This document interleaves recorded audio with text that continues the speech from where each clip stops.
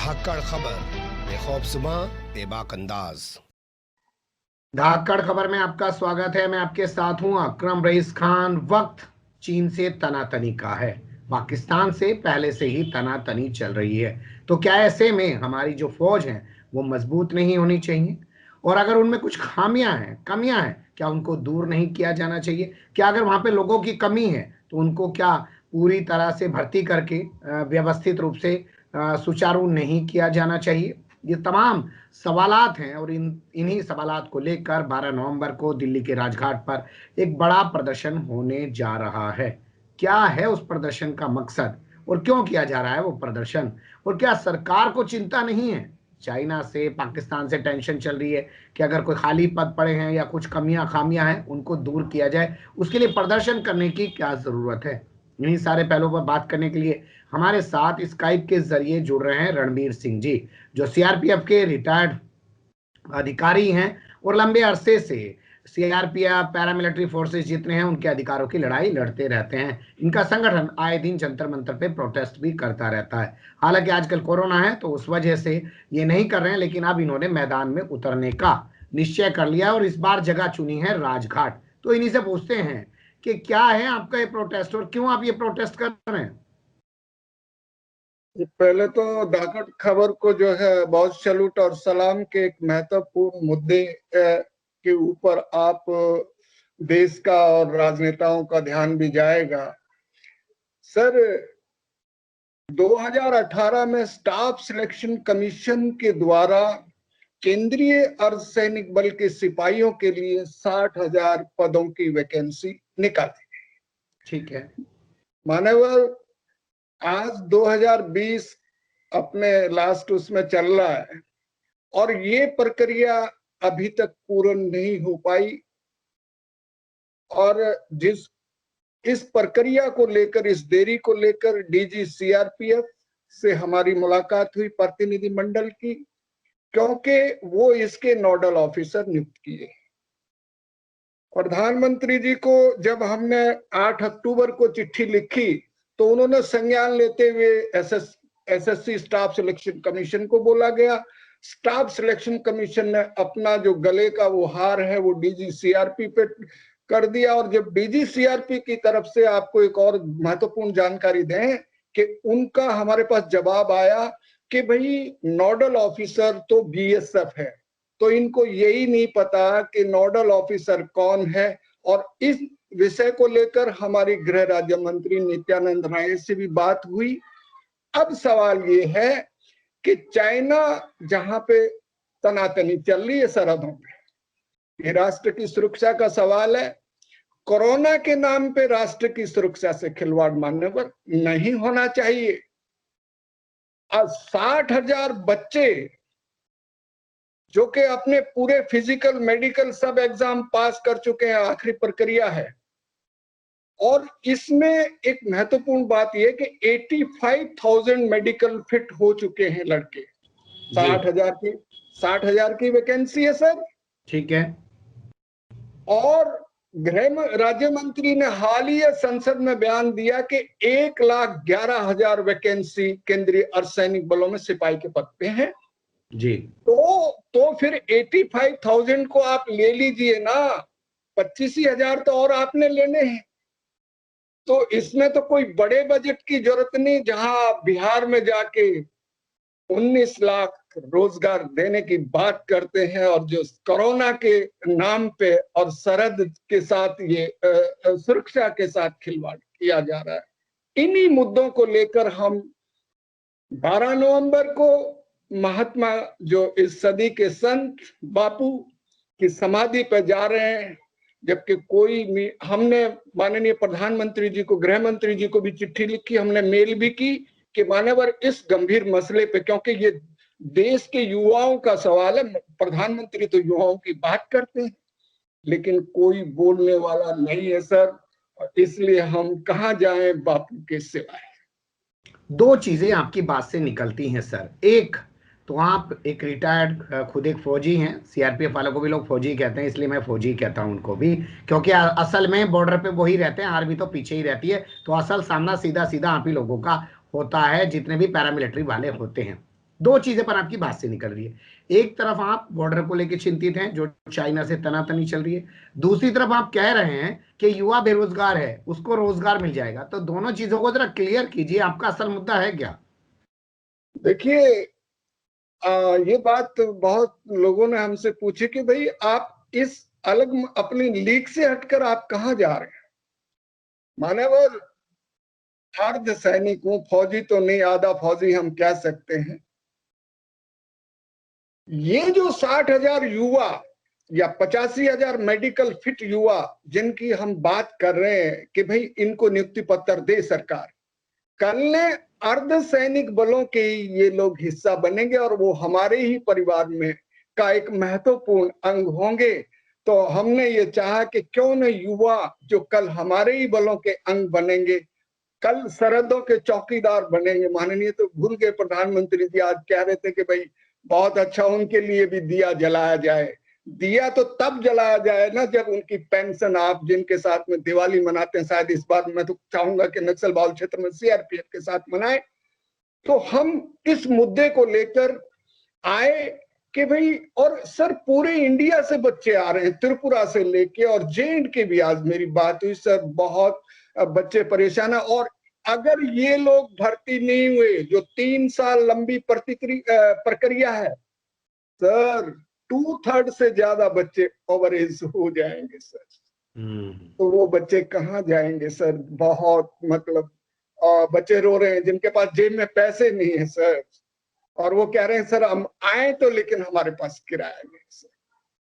तो माननीय प्रधानमंत्री तक आपके चैनल से आवाज तो जानी चाहिए धाकड़ न्यूज की। जी, क्या आपको लगता है माननीय प्रधानमंत्री को इस बारे में जानकारी नहीं है, उनको कोई इल्म नहीं है?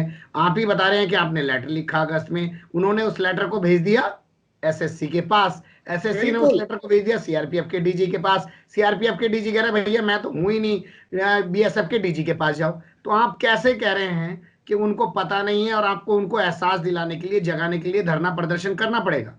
नहीं, देखिए प्रधानमंत्री कार्यालय को बिल्कुल मालूम है, और ये जो है ये चिट्ठी गृह राज्य मंत्री और गृह मंत्री और सबको दी गई है, इवन पुलिस प्रशासन को भी, पुलिस कमिश्नर को भी, होम सेक्रेटरी को भी, और सबको मालूम है। अभी हमारी होम सेक्रेटरी कार्यालय में भी बात हुई आपके माध्यम से, हमारी 3 दिन पहले जो है ना अपने अमित शाह जी के पीए साहब से भी बात हुई कि भाई हमें आप बुलाइए ताकि इस ये जो गंभीर मसला है, और अर्धसैनिक बलों के और भी मसले हैं तो उनके ऊपर चर्चा हो सके। आज तो बल्कि मैं आपके माध्यम से एक और चीज कहना चाहूंगा, मेंबर पार्लियामेंट का हम जिक्र नहीं करेंगे, उन्होंने कहा कि जी आप ऐसा कर रहे हैं तो इसको धरने प्रदर्शन को रोक दीजिए तो अच्छा रहेगा। हमने कहा सर धरना प्रदर्शन तो तय तिथि 12 नवंबर को होगा ही। तो बोला नहीं, हमारी मंत्री से हम बात करवा देंगे कि मंत्री, मशहूर मंत्री का नाम लिया। मैंने कहा क्यों ना धरना प्रदर्शन में मंत्री जी को 12 नवंबर पे उधर ही राजघाट पे आके और वो खुद कह दें कि भाई ठीक है हम 25,000 युवाओं को नौकरी देंगे जो मेडिकल फिट, 60,000 की तो वैकेंसी है ना सर, तो उधर ही ले आइए, वो सबसे अच्छा रहेगा सर। जी, क्या आप देश को बदनाम नहीं कर रहे हैं, देश के खिलाफ साजिश नहीं कर रहे हैं? चाइना के टीवी चैनल, अखबार वाले इस खबर को कैसे दिखाएंगे कि सरकार में जो है भर्ती नहीं कर रही है, और वहां पे युवा कह रहे हैं वो फौज में भर्ती होना चाहते हैं, यानी कि इंडिया की फौज जो है वो कमजोर है, उसके पास पूरी ताकत नहीं है? आप गलत मैसेज नहीं दे रहे हैं? नहीं साहब, ये तो हम सरकार को और आगाह कर रहे हैं कि अगर हमारे ये 85,000, हमारी सरहदें तो सुरक्षित हैं अर्धसैनिकों के कारण, क्योंकि फौज पीछे रहती है। तो ये तो हम तो और उनका जो है ना वो कह रहे हैं कि भाई जितने 80,000 अगर जवान आईटीबीपी को दे दीजिए, जो बर्फीले हिमालय में लद्दाख से अरुणाचल प्रदेश तक, चाइना का भूभाग जहां लगता है, देखिए ना कैसे ड्रैगन हड़बड़ाएगा। आज कल गृह राज्य मंत्री जी ने, मैं आपका ध्यान और दिलाऊंगा, आईटीबीपी की परेड में उन्होंने कहा कि भाई हमने 47 बीओपी बना दी है, और मतलब बॉर्डर आउटपोस्ट। सर 47 नहीं, कम से कम 300 बीओपी की जरूरत है, और कम से कम भी 100 नई बटालियन।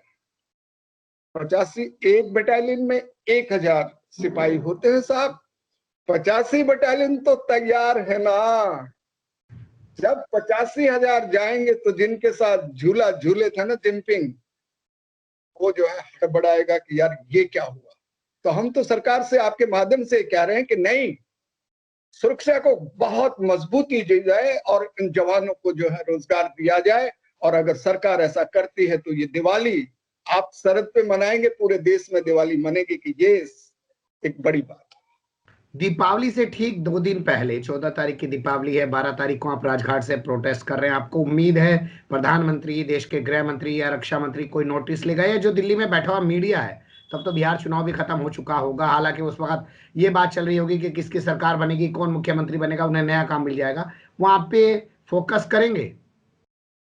देखिए, जो मीडिया का जो इतिहास जो पिछला रहा है, हमें तो नहीं लग रहा कि इस महत्वपूर्ण मुद्दे पे मीडिया ध्यान दिलाएगा। आप जैसे जो दर्दीले हैं वो जरूर आएंगे, आपका तो न्योता होगा ही होगा, लेकिन गुंजाइश कम लग रही है सर, क्योंकि जो पिछले 4 साल से जो चल रहा है, जो जरूरी मुद्दों पे मीडिया ध्यान नहीं दे रहा है।